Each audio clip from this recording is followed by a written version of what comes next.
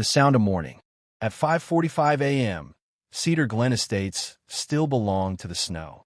The streetlights cast a pale amber glow over smooth white lawns, and every roofline looked softened, almost gentle. The identical two-story homes, cream siding, dark shutters, decorative stone accents, stood in neat symmetry, like they'd been placed with a ruler instead of built by hand. This was the hour I loved most. Before the garage doors began humming. Before the dog walkers compared fitness trackers. Before the HOA emails started arriving. My name is Marcus Hale. I've lived in Cedar Glen for 11 years. I bought my house when the development was brand new, fresh asphalt, sapling trees, glossy brochures promising refined community living. Back then, I was proud. First in my family to own property in a gated-style neighborhood. First to have a driveway wide enough for 2 cars and a basketball hoop. I work as a civil engineer, which means my day starts early. Highway crews don't wait for sunshine, and deadlines don't care about weather. If snow falls overnight, I clear my driveway before 6:15 a.m. so I can make it to the site on time. It's routine, predictable, peaceful. That Monday in January, 8 inches of snow had fallen. Thick, heavy snow that muffled everything. I stepped into the cold air, pulled my knit cap lower, and admired the quiet street. No tire tracks yet. No footprints. Just clean white stillness. At exactly 6 a.m., I pulled the cord on my Snowblower. The engine roared awake, cutting through the silence. It wasn't a shocking sound. The city ordinance allows residential equipment starting at 6 a.m. sharp. I checked when I first moved in. I'm that kind of person. Read the rules, follow the rules, avoid the drama.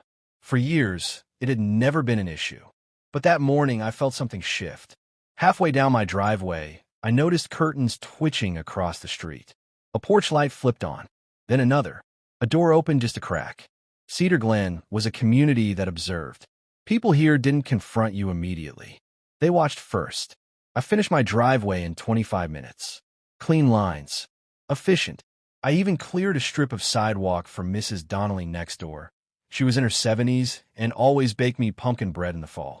As I shut off the engine, I looked up and saw Linda Carver standing at the edge of her walkway. Linda was the HOA president. Mid-60s. Always impeccably dressed, even at dawn. Wool coat, buttoned to the collar, silver hair swept into place, posture straight as a fence post. She wasn't shoveling. She was watching. I gave a polite nod. Morning. She didn't return it. She just held my gaze for a moment too long before turning back inside. It was small. So small most people would have ignored it. But sometimes tension doesn't arrive loud. Sometimes it arrives as silence. Cedar Glen Estates prides itself on standards. The mailboxes are identical, black posts, brass numbers. Lawns must stay within a specific height range. Holiday decorations can only go up 30 days before the holiday and must come down within 10 after. I knew all this when I bought the house. I signed the paperwork willingly. Structure doesn't bother me. What I hadn't anticipated were the unwritten standards. I was one of 3 black homeowners in a neighborhood of nearly 80 houses. No one said that outright.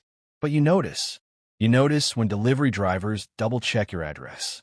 You notice when neighbors ask, "Are you renting?" or you notice which houses get cited for minor infractions. 2 summers ago, I received a warning letter because my trash bin was visible from the street for an extended period. It had been out for 3 hours after pickup. Meanwhile, Greg, 2 doors down, stored a boat in his driveway for an entire weekend without consequence. When I brought it up casually at an HOA meeting, Linda smiled in that patient, measured way of hers. "We enforce rules evenly," she'd said. "Perhaps it's just a matter of perception." Perception. It's an interesting word. Flexible. Convenient. That evening after the snowfall, I came home tired but satisfied. The roads had been manageable. My driveway had been clear. Taped to my front door was a white envelope. HOA letterhead. Not mailed. Taped.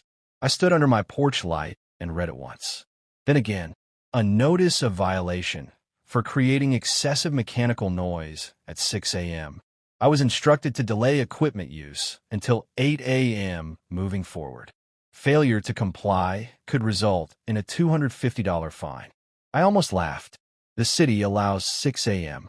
The bylaws referenced unreasonable disturbance, but listed no specific start time. 8 a.m. wasn't policy. It was preference. And preferences have a way of becoming rules when the right person insists on them. Across the street, Linda's blind shifted. I folded the letter slowly. This wasn't about a snowblower. It was about who gets to define disturbance. I looked down the quiet, symmetrical street. Every house neat. Every porch light warm. Every lawn measured and trimmed to HOA perfection. From the outside, Cedar Glen Estates looked harmonious.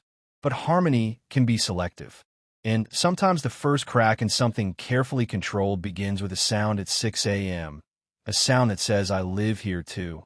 I had a feeling that envelope was only the beginning, the meeting.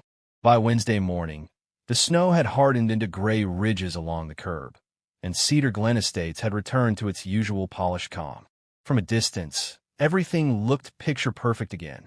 Matching wreaths still hung on a few doors even though Christmas had passed. Driveways were cleared in smooth, careful arcs. The HOA had sent out its weekly newsletter reminding everyone about architectural consistency and an upcoming seminar on preserving property values. If you didn't live here, you'd think nothing ever went wrong. My mornings hadn't changed. I still woke at 5:30 a.m., still brewed my coffee in the same chipped navy mug, still reviewed construction updates before heading out. The only difference was the envelope sitting on my kitchen counter. I had read the bylaws twice since Monday. There was no mention of an 8 a.m. restriction. The language leaned heavily on phrases like reasonable and at the discretion of the board. Discretion. That word again. Thursday night was the monthly HOA meeting, held in the clubhouse near the entrance of the subdivision. The building itself was modest but deliberate. White columns, brick facade, framed portraits of past board presidents lining the hallway like a family dynasty. I almost didn't go, but I've learned something over the years. Silence gets interpreted as agreement. So I went. The room smelled faintly of lemon disinfectant and brewed coffee. Folding chairs were arranged in neat rows. About 20 residents had shown up, mostly retirees, a few middle-aged couples, one young family seated near the back. When I walked in, conversations dipped, not stopped entirely, just softened. Heads turned. Smiles tightened. It wasn't dramatic. It never is. It's subtle. A half-second pause that tells you you've been noticed. Linda stood near the front, reviewing papers with the vice president, Harold Simmons. Harold rarely spoke unless prompted. He offered me a brief nod. Linda's smile arrived a moment later. Marcus, she said smoothly, I had a feeling you might attend tonight. I received your letter, I replied, keeping my tone even. Yes, she said. We've had multiple complaints regarding early morning mechanical noise. Multiple. I glanced around the room. A few neighbors avoided eye contact. Greg from Lot 12 shifted in his seat. I reviewed the bylaws, I said. They reference local ordinance, which allows 6 a.m. Linda clasped her hands in front of her. The board has discretion in determining what constitutes a disturbance. So the rule changed? It was clarified. A couple of residents murmured approval. I took a slow breath. Was that clarification communicated to the community before my violation notice? Her smile didn't waver. We respond as situations arise. There it was. Not policy, reaction, and I was the situation. The meeting moved on to landscaping budgets and fence approvals, but I felt the undercurrent shift. Twice, comments were made about maintaining the character of the neighborhood. Once about respecting shared peace. None of it named me. It didn't need to. Cedar Glen had mastered the art of implication. After the meeting adjourned, I stepped outside into the cold air. Snowbanks glittered under the parking lot lights. I could hear distant traffic from the main road beyond the subdivision's decorative stone entrance sign. Greg approached me cautiously. Hey man, he said. Didn't realize it bothered folks that much. You run your leaf blower at 6:30 all fall, I replied. He scratched the back of his neck. Yeah, but that's different. Ow! He hesitated. I don't know. Just is. That was the thing about Cedar Glen. Explanations dissolved under scrutiny. As we walked toward our cars, I noticed Linda standing near hers, speaking quietly with Mrs. Donnelly. They both glanced in my direction before lowering their voices further. Again, small, but small things accumulate. Saturday morning brought another light snowfall. Not enough to require heavy clearing, but enough to justify a quick pass with the Snowblower. I stepped outside at 5:58 a.m. Across the street, Linda's living room light was already on, waiting. At 6 a.m., I started the machine. Within seconds, her front door opened. This time she didn't pretend to adjust decorations or check the mail. She stood squarely on her walkway, phone raised, recording. I finished clearing my driveway without rushing. When I shut off the engine, she crossed the street. "Marcus," she said calmly, though her jaw was tight, "you're deliberately disregarding board instruction. I'm following city ordinance and written bylaws." She lowered her phone slightly. "This neighborhood functions on cooperation. Cooperation goes both ways." Her eyes hardened at that. "You have to understand," she continued, voice softer now, almost instructional, "people moved here for a certain atmosphere." "And what atmosphere is that?" I asked. She paused. The silence stretched just long enough. "Peaceful," she said finally. Behind her, identical houses stood in a row like silent jurors. I looked past her to the street sign, Alderridge Drive. Clean, controlled, carefully curated. "I clean my driveway so I can go to work," I said. "That's not hostility. That's responsibility." She studied me for a moment, then nodded once. "The board will review this again," which meant fines, which meant escalation. As she walked back across the street, I felt it settle in my chest. Not anger exactly, but recognition. This wasn't about sound levels. It wasn't about snow. It was about who defines comfort. Cedar Glen Estates prided itself on uniformity, of paint colors, fence heights, holiday decorations. And sometimes, uniformity extends beyond architecture. I glanced down the street one more time before heading inside. Everything looked calm, but calm can be fragile. And I had the distinct sense that this quiet little dispute over a 6 a.m. Snowblower was about to uncover something much larger buried beneath the neighborhood's perfectly measured surface. Paper trails. Sunday mornings in Cedar Glen Estates were usually predictable. Garage doors rose in staggered rhythm around 9, and churchgoers left first. Press suits, pastel dresses, polite waves from polished SUVs. By 10, the joggers appeared, moving in pairs along the curved sidewalks that looped around the subdivision's decorative pond. The pond wasn't natural. None of it was. It had been engineered to reflect the houses just right, like a real estate brochure brought to life. I used to enjoy Sundays. They were my slow mornings. No alarm. Coffee on the back patio. A chance to sit still and appreciate what I'd built for myself. My backyard faces a narrow strip of preserved woodland. One of the features that convinced me to buy here. In early light, the trees look almost untouched by suburbia, tall and steady behind the uniform fences. That Sunday, I sat outside with my binder of HOA documents. Peaceful setting, quiet birdsong, pages flipping. It would have looked almost serene from a distance. But I wasn't reading casually anymore. I was studying. The second violation notice had arrived Friday evening. Another $250 warning. This one worded more sharply. Continued disregard for board directives will result in cumulative fines and possible legal review. Legal review. Over a Snowblower. I traced the edge of the paper with my thumb and thought about how carefully language gets chosen in places like Cedar Glen. Nothing openly aggressive. Nothing overtly discriminatory. Just firm enough to intimidate. I flipped through the original property documents I'd received at closing 11 years ago. Most homeowners never revisit those papers. They assume the HOA operates within clear boundaries. I don't assume. As a civil engineer, I've worked on land use projects. I know developments often include easements, legal rights allowing one party to use another's land for specific purposes. Utilities, drainage, access roads. Cedar Glen had one main entrance and one narrow service road that ran along the back edge of several properties, including mine. I paused. The service road. It connected to the main street near my lot before curving behind a row of houses and rejoining near the clubhouse.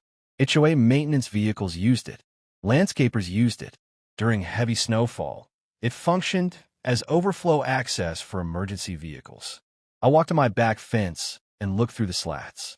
There it was, a thin stretch of asphalt running just beyond my property line, or so I'd always assumed. I went back inside and spread the property survey across my kitchen table. Lot boundaries marked in precise black ink, measurements down to the inch. And then I saw it. The service road didn't sit entirely on common HOA land. A portion of it, nearly 15 feet wide and stretching across the back edge of my property, was labeled as a recorded easement, which meant the land itself was mine. The HOA only had the right to use it. My heartbeat slowed, not quickened, because suddenly this wasn't about noise. It was about leverage. That afternoon, I decided to take a walk. Not my usual loop around the pond. I walked the perimeter, past the clubhouse, past the neat row of townhomes near the entrance along the service road itself. Residents waved as I passed. Polite, neutral. Mrs. Donnelly offered a small smile. "Cold morning, Marcus." "Sure is," I replied. Greg was washing his truck in his driveway despite the temperature.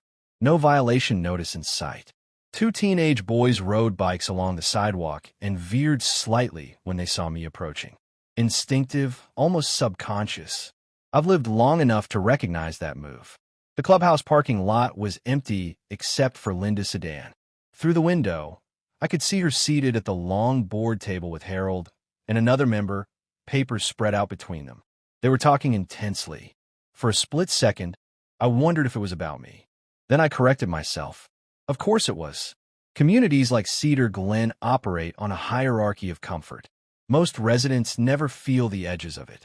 They benefit from it. But the moment you disrupt the rhythm, even legally, you become a topic. I continued walking. The houses along the back row were nearly identical. Beige siding, gray roofs, modest decks. From the outside, uniformity suggests fairness. But fairness isn't visual. It's procedural. And procedures here seemed flexible. Monday morning arrived with no snowfall. I didn't use the Snowblower. Still, at 6:02 a.m., I noticed Linda's porch light flick on, waiting for a sound that didn't come. That told me everything. This wasn't reactive anymore. It was anticipatory. By midday, I received an email from the HOA. The board has scheduled a compliance review regarding ongoing disturbances. Compliance review. I leaned back in my office chair at work and reread the message. No mention of other homeowners. No mention of revisiting bylaws publicly. Just me. I forwarded the email to my personal account, then pulled up the scanned copy of my property survey. 15 feet of asphalt cutting across the back edge of my land. An easement granted to Cedar Glen Estates Homeowners Association for access and maintenance purposes. Easements aren't ownership. They're permissions, revocable under certain conditions. I closed my laptop slowly. The Snowblower had been a spark, but sparks only matter if there's dry timber underneath. And something about Cedar Glen felt very dry. That evening, as dusk settled over the neighborhood, I stood at my back fence again. The service road stretched quietly behind the houses, used daily, rarely noticed. I imagined it blocked. Not dramatically, just legally. I imagined HOA trucks forced to reroute. Emergency access narrowed. Landscaping schedules disrupted. Small inconveniences. The kind Cedar Glen didn't tolerate well. Across the yards, porch lights flicked on one by one in synchronized order. Uniform. Controlled. Comfortable. But comfort built on assumptions can crumble fast when someone reads the fine print. And for the first time since the Snowblower dispute began, I felt something shift back in my favor. Peaceful life. Quiet street. But underneath it all, paper trails were starting to matter more than politeness. And Cedar Glen Estates had just reminded the wrong homeowner to review his documents. Lines in the snow. Tuesday morning arrived clear and brutally cold. No fresh snow, just a hard frost that turned every lawn in Cedar Glen Estates silver under the rising sun. From my bedroom window, the neighborhood looked flawless. Identical rooftops catching first light. Matching driveways etched with clean tire tracks. American flags hanging at the same approved height. Order, precision, control. For 11 years, I'd contributed to that order without question. Pay my dues on time. Maintain my lawn within regulation height. Submitted architectural requests when I replaced my fence. I'd even volunteered once to review storm drainage proposals because of my engineering background. I believed in structure, but structure only works when it applies evenly. At 5:50 a.m., I stood in my kitchen, coffee warming my hands, watching through the window as headlights flicked on across the street. Linda's house. Right on schedule. No snow today. No equipment needed. Yet she was awake early. Observing. I stepped outside anyway, just to feel the cold air and listen to the quiet. The subdivision was silent except for the distant hum of highway traffic beyond the tree line. That service road ran behind my property like a quiet artery, used but rarely acknowledged. HOA landscaping trucks passed through it weekly. Garbage overflow pickups used it when bins were left too long. In heavy storms, it acted as secondary emergency access. Everyone depended on it. Almost no one thought about who owned it.